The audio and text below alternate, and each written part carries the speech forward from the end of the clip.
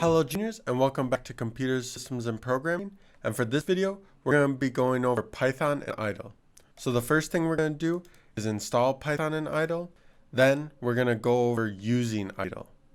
So while going through this video, we have this activity prompt that goes through all of the steps that I'm about to do.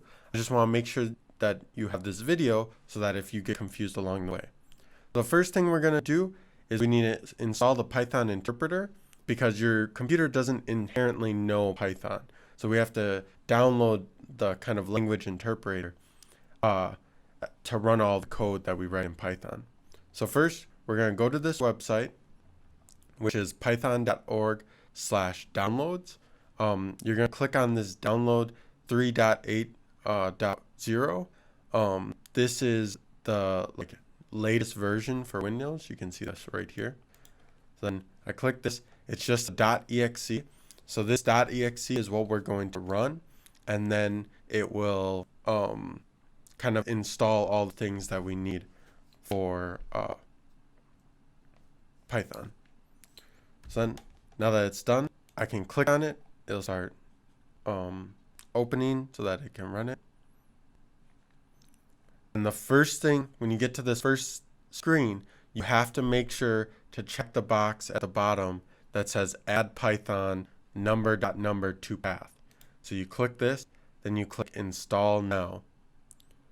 Then once the install process, you'll get this kind of pop-up. You'll click yes, and then once the install process is done, you'll have Python. So I'm gonna cancel mine because I already have Python installed. But then once you get that all installed, you should have two things on your computer. That should have the Python interpreter, and it should have idle. So idle is a programming, it's kind of similar to Notepad. It just gives you a way of writing code. So all you do is click the Windows key and type idle, and there it should be. Mine's a little bit older because yours should be 3.8. Mine's 3.6. But then you just open it up, and when you first open it up, it gives you a way to do line by line coding. So first I can make a variable. You don't have to know the syntax, but I'm just kind of showing you. You can do this along with me in this video. So I make a variable x equals 4. Then I click enter, and now that variable is in programming. Now in the program. Now if I write print x, then it'll print that variable. See, and so this is the output. So I can do anything basically line by line, print, and then I put in quotes like my name or something, and it'll print out my name. You could do simple math. So if I make another variable called y, and I do x plus y, and I make a new variable called z, so z equals x plus y, and I print out z, it's 9, because x was 4, y is 5. So this is how it is normally. You can just kind of do a line by line, one line at a time coding. Additionally, we can close that. You can do this with you can code with, what is it called? Like all of the lines together. So I'm just going to go into my documents, and we're going to make a new text document.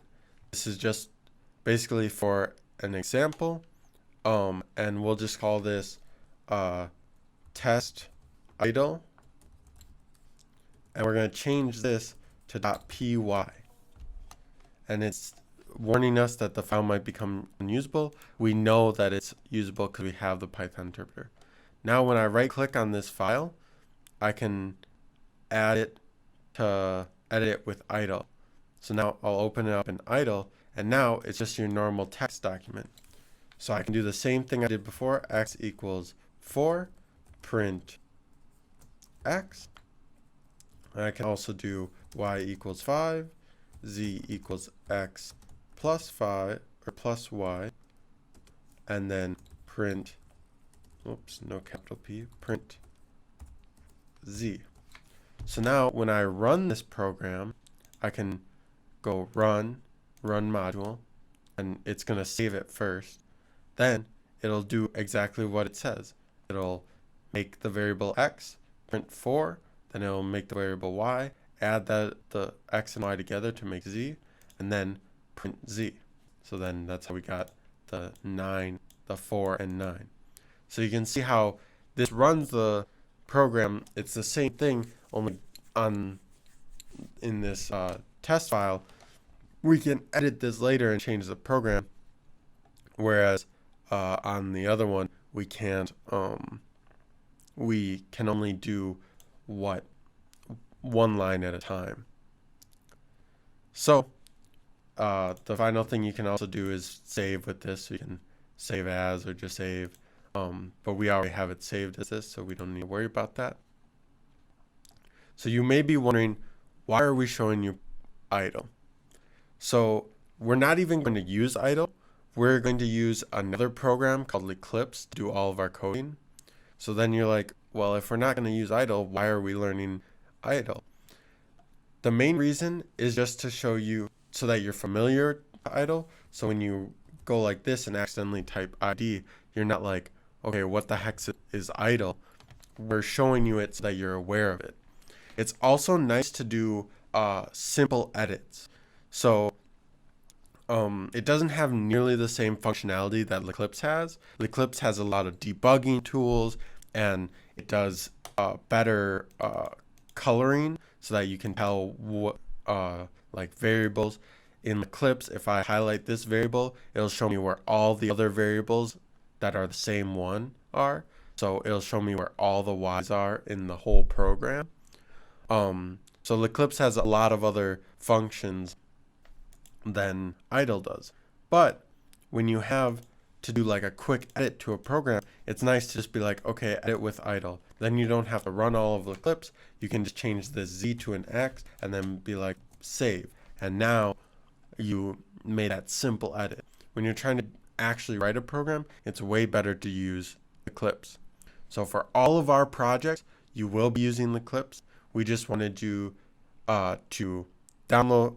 We just wanted for this video to download Python and idle and kind of expose you to idle. But remember, we will not be using it for our projects. All right, juniors, I will see you later.